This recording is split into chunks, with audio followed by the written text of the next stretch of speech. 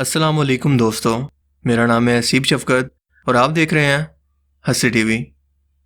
دوستو، آج کے دور میں ہر شخص کو میوزک اپنے ارد گرد ہلا گلا اور خوشی سے جھومنا پسند ہے۔ کچھ لوگ تو میوزک کو ایک تھیراپی کے طور پر نفسیاتی علاج کے لیے بھی استعمال کرتے ہیں۔ تو پھر سوال یہ ہے کہ یہ میوزک حرام کیوں ہے؟ اس لیے کہ اس میں استعمال کی جانے والی دھن، کفریہ لیرکس اور نازیبا قسم کے مناظر، جس میں خاص طور پر بے حیا قسم کے لباس میں لڑکیوں کو نیم برانہ دکھانا، شراب اور زنا آج ایک عام سی بات تصور کی جاتی ہے، یا یوں کہیں کہ آج کے دور کے اندر یہ گانوں کی ریکوائرمنٹ بن چکی ہیں۔ لوگوں کی نفسیات ایسی بن چکی ہے کہ وہ خود کو مسلم کہہ کر بھی یہ سب کچھ دیکھنا پسند کرتے ہیں۔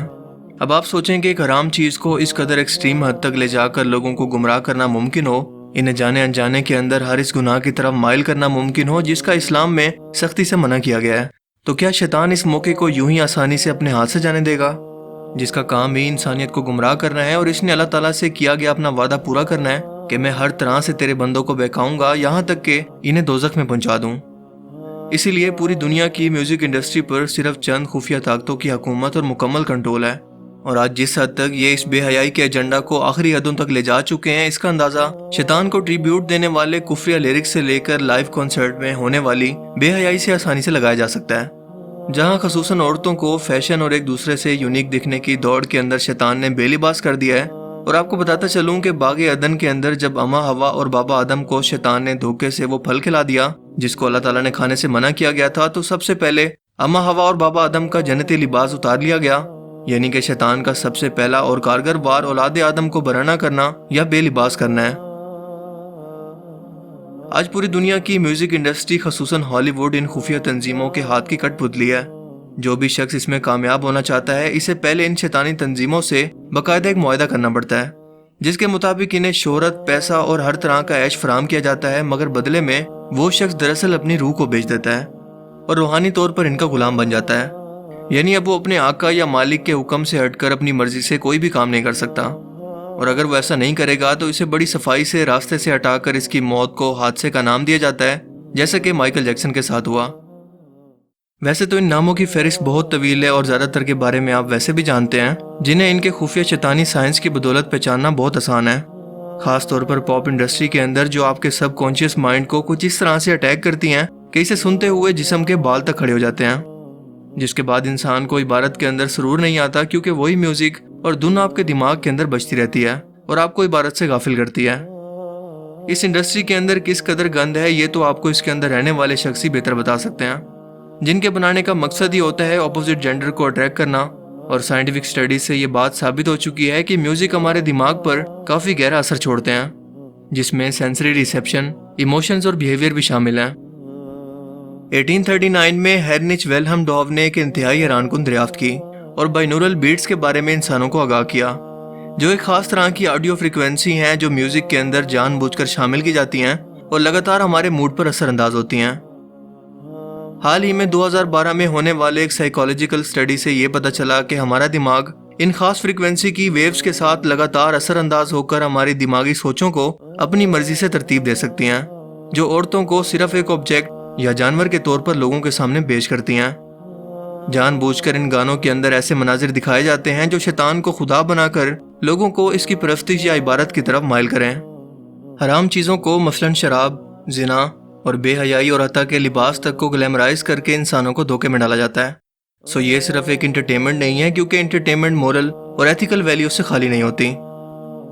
آج کل اس میں سب سے بڑا اضافہ خاص طور پر بالی ووڈ کے ایسے گانوں کے لیرکس کو شامل کر کے کیا گیا ہے جو کفر، خدا کی ذات پر بہتان اور توہین پر مبنی ہے، جہاں کبھی تو خدا اختیارات کو چیلنج کیا جاتا ہے اور کبھی بار بار جنم کو، کبھی لڑکی کو سجدہ کرنے کے لیے کہا جاتا ہے اور کبھی قرآنی آیات کو میوزک کے ساتھ لگا کر ان کی توہین کی جاتی ہے۔ یعنی کہ ایک حرام چیز کو قرآن پاک اور اللہ جیسی مقدس ذات سے جوڑا جاتا ہے جو کسی بھی غیرت مند مسلمان کے لیے ناقابل برداشت ہے، جس کا مقصد صرف مسلمانوں کو اور ان کے عقائد کو ٹارگٹ کر کے ان کی توہین کرنا ہے، اور لوگ بھی اس پر آواز اٹھانے کی بجائے کچھ ایسے کمنٹ کرتے ہیں۔ تو اندازہ ہوتا ہے کہ ہم لوگ کس قدر بے حس ہو چکے ہیں اور الومناتی جیسی شیطانی تنظیمیں کس قدر اپنے مقصد کے اندر کامیاب ہوتی جا رہی ہیں۔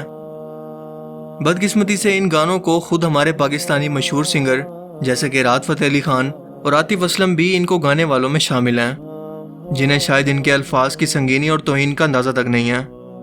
ویسے تو یہ سلسلہ بہت ہی پرانا ہے اور ان کفریہ لیرکس کی فہرست بہت طویل ہے، لیکن میں نے کوشش کی ہے کہ جتنا ہو سکے ڈیمو کے طور پر آپ کے سامنے پیش کروں۔ مثال کے طور پر یہ ایک گانا ہے جسے گایا ہے ایک سکھ سنگر نے جس کا نام ہے حشمت سلطانہ۔ رسول ہے تو میرا اللہ مولا ولی تو رسول ہے۔ لوگ اس بات پر اعتراض کر سکتے ہیں کہ اس نے جس خدا کا نام لیا ہے اس سے مراد اس کا اپنا خدا ہے، اور اپنے خدا کے بارے میں یہ جو عقیدہ رکھنا چاہیں رکھ سکتے ہیں، لیکن غور کریں کہ یہاں پر یہ گانے کے اندر کہہ رہی ہے کہ میرا اللہ، میرا مولا علی اور میرا رسول تو ہی ہے، اور یہ الفاظ وہ کہہ رہی ہے اپنے محبوب مرد کے لیے۔ استغفر اللہ۔ اب مزید آگے چلیں۔ لگتا خدا کا کوئی نیک ارادہ ہے۔ آج خدا کا کوئی نیک ارادہ لگتا ہے، یعنی پہلے ان کے مطابق خدا گناہ کرتا رہتا ہے، لیکن آج اس کا ارادہ نیک ہے، یعنی کہ ان کے نزدیک خدا خدا نہیں بلکہ ان کے جیسا کوئی انسان ہی ہے، بلکہ یہ لوگ تو انسان بھی نہیں ہیں۔ راحت فتح علی خان صاحب اس گانے کے اندر اللہ تعالیٰ کی ذات کو چیلنج کر رہے ہیں کہ تو کیسا خدا ہے کہ تیری اتنی بھی نہیں چلتی کہ تو میرے محبوب سے مجھے ملا دے۔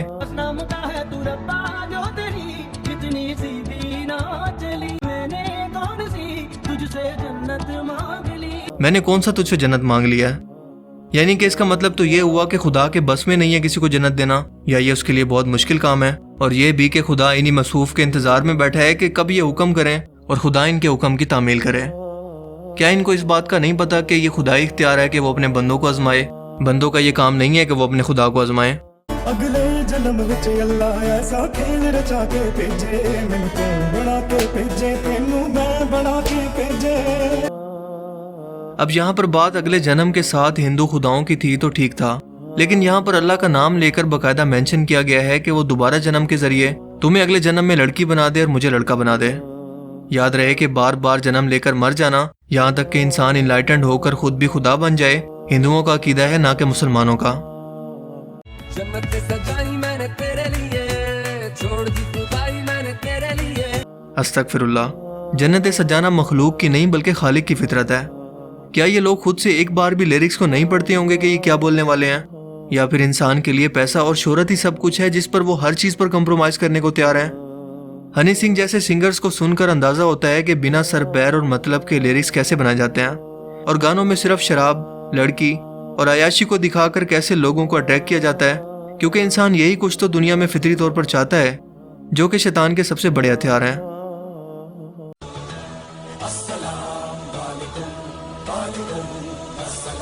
ریز بنا کے پہنوں اسے آیت کی طرح مل جائے کہیں۔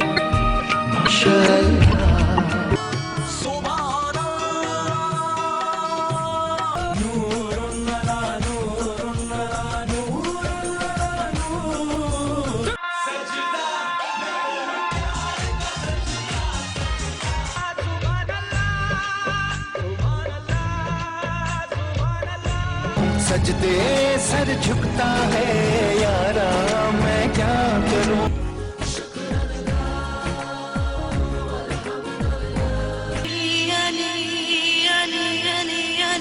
ان کا اوپر والا ہی مالک ہے، یاد ہے۔